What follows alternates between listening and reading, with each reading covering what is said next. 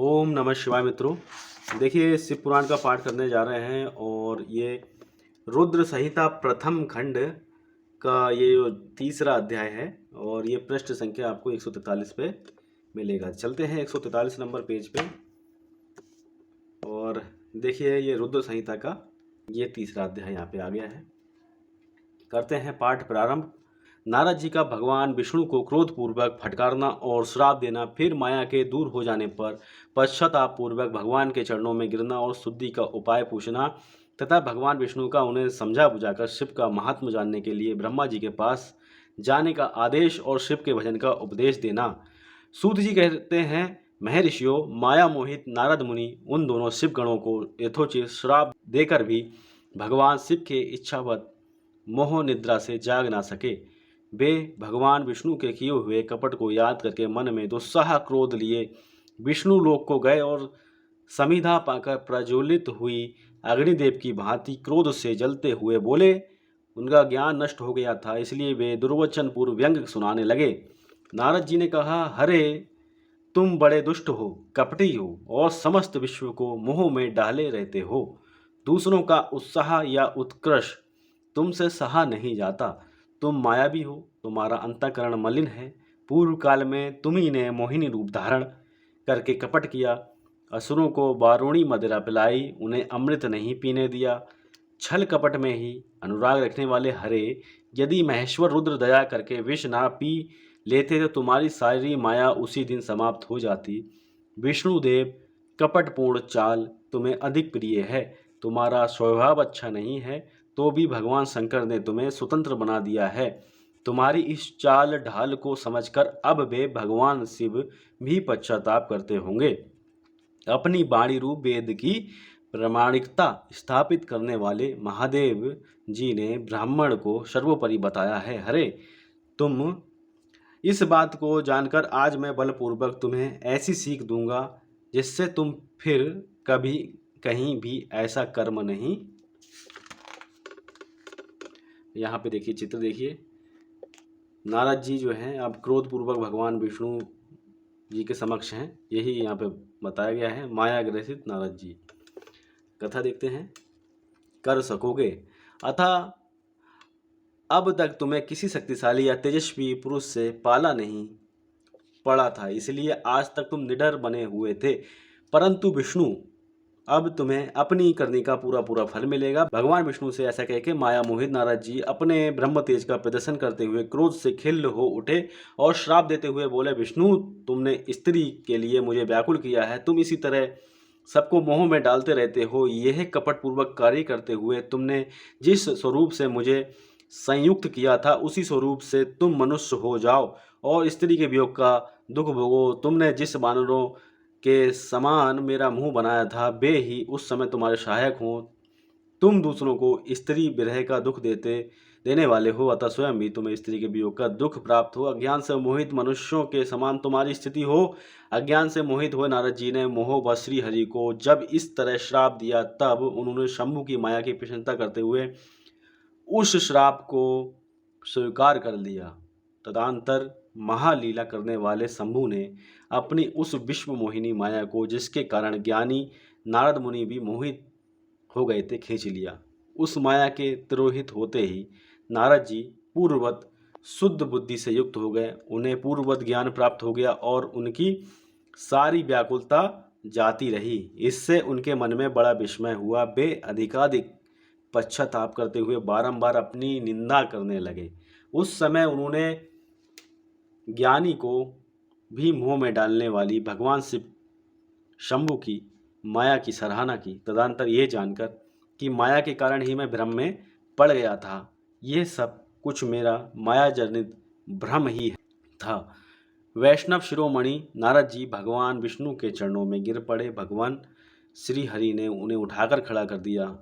उस समय अपनी दुर्बुद्धि नष्ट हो जाने के कारण वे यूं बोले, नाथ, माया से मोहित होने के कारण मेरी बुद्धि बिगड़ गई थी, इसलिए मैंने आपके प्रति बहुत दुर्वचन कहे हैं, आपको श्राप तक दे डाला। प्रभु, उस श्राप को आप मिथ्या कर दीजिए। हाय, मैंने बहुत बड़ा पाप किया है, अब मैं निश्चय ही नरक में पड़ूंगा।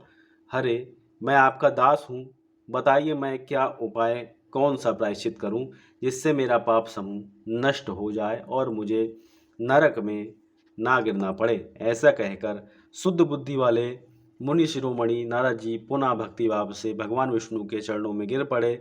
उस समय उन्हें बड़ा पश्चाताप हो रहा था। जब श्री विष्णु ने उन्हें उठाकर मधुर वाणी में कहा, भगवान विष्णु बोले, तात खेद ना करो, तुम मेरे श्रेष्ठ भक्त हो, इसमें संशय नहीं है। मैं तुम्हें एक बात बताता हूँ, सुनो, उससे निश्चय ही तुम्हारा परम।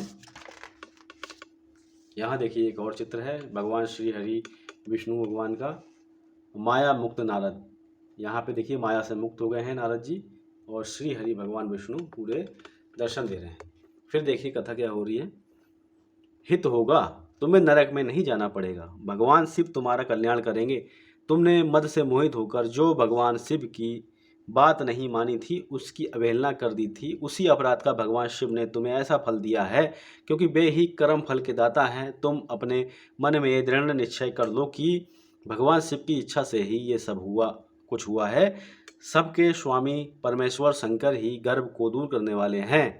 वे ही पर ब्रह्म परमात्मा हैं, उन्हीं का सच्चिदानंद रूप से बोध होता है। वे निर्गुण और निर्विकार हैं, सत्व रज और तम इन तीनों गुणों से परे हैं। वे ही अपनी माया को लेकर ब्रह्मा विष्णु और महेश इन तीन रूपों में प्रकट होते हैं।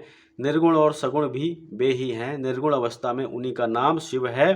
वे ही परमात्मा महेश्वर परब्रह्म अविनाशी अनंत और महादेव आदि नामों से कहे जाते हैं। उन्हीं की सेवा से ब्रह्मा जी जगत के श्रेष्ठा हुए हैं और मैं तीनों लोकों का पालन करता हूँ। वे स्वयं ही रुद्र रूप से सदा सबका संहार करते हैं। वे शिव रूप से सबके साक्षी हैं, माया से भिन्न और निगुण हैं। स्वतंत्र होने के कारण वे अपनी इच्छा के अनुसार चलते हैं। उनका विहार आचार व्यवहार उत्तम है और वे भक्तों पर दया करने वाले हैं। नारद मुने, मैं तुम्हें एक सुंदर उपाय बताता हूँ जो सुखद, समस्त पापों का नाशक और सदा भोग और मोक्ष देने वाला है। तुम उसे सुनो। अपने सारे संशयों को त्याग कर तुम भगवान शंकर के सुयश का गान करो और सदा अन्यान्य भाव से शिव के शतनाम स्तोत्र का पाठ करो। मुने, तुम निरंतर उन्हीं की उपासना और उन्हीं का भजन करो। उन्हीं के यश को सुनो और गाओ तथा प्रतिदिन उन्हीं की पूजा अर्चना करते रहो। नारद, जो शरीर मन और वाणी द्वारा भगवान शंकर की उपासना करता है, उसे पंडित या ज्ञानी जानना चाहिए, वह जीवन मुक्त कहलाता है। शिव इस नाम रूपी दावानल से बड़े बड़े पातकों के असंग पर्वत अनायास भस्म हो जाते हैं। सत्य बात है, सत्य है, इसमें संशय नहीं है। जो भगवान शिव के नाम रूपी नौका का आश्रय लेता है, वे संसार सागर से पार हो जाते हैं। संसार के मूलभूत उनके सारे पाप निसंदेह नष्ट हो जाते हैं। महामुने, संसार के मूलभूत जो पातक रूप वृक्ष हैं, उनका शिव नाम रूपी कुठार से निश्चय ही नाश हो जाता है।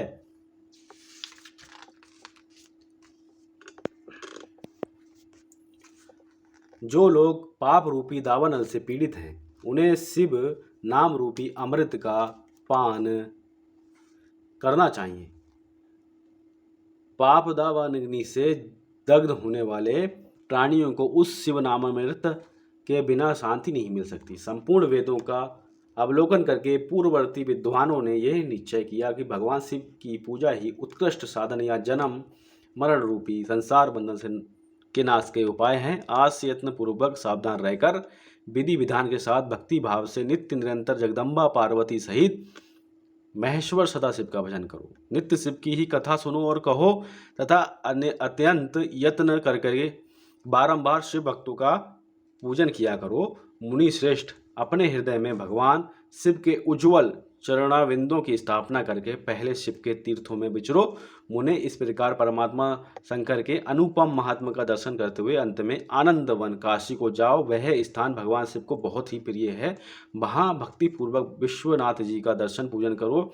विशेषता उनकी स्तुति वंदना करके तुम निर्विकल्प निसंशय रहित हो जाओगे। नारद जी, इसके बाद तुम्हें मेरी आज्ञा से भक्ति पूर्वक अपने मनोरथ की सिद्धि के लिए निश्चय ही ब्रह्मलोक में जाना चाहिए। वहाँ अपने पिता ब्रह्मा जी की विशेष रूप से स्तुति वंदना करके तुम्हें प्रसन्नता पूर्वक हृदय से बारंबार शिव महिमा के विषय में प्रश्न करना चाहिए।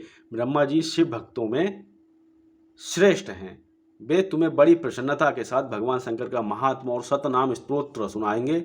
मुने, आज से तुम शिव आराधन में तत्पर रहने वाले शिव भक्त हो जाओ और विशेष रूप से मोक्ष के भागी बनो। भगवान शिव तुम्हारा कल्याण करेंगे। इस प्रकार प्रसन्नचित्त हुए भगवान विष्णु नारद मुनि को प्रेम पूर्वक उपदेश देकर श्री शिव का स्मरण, वंदन और स्तुवन करके वहां से अंतर्ध्यान हो गए। इस प्रकार एक कथा यहाँ पे संपन्न हो रही है। और अगले वीडियो में जो हम पाठ करेंगे श्री रुद्र संहिता का, वह ये अध्याय रहेगा। नारद जी का शिव तीर्थों में भ्रमण, शिव गणों को शापाद्वार की बात बताना तथा ब्रह्मलोक में जाकर ब्रह्मा जी से शिव तत्व के विषय में प्रश्न करना। तो इस प्रकार बहुत सुंदर सुंदर कथाएं प्रारंभ हो गई हैं और भगवान शिव के चरणों में ध्यान लगाते हुए एक बार प्रेम से बोलेंगे ओम नमः शिवाय।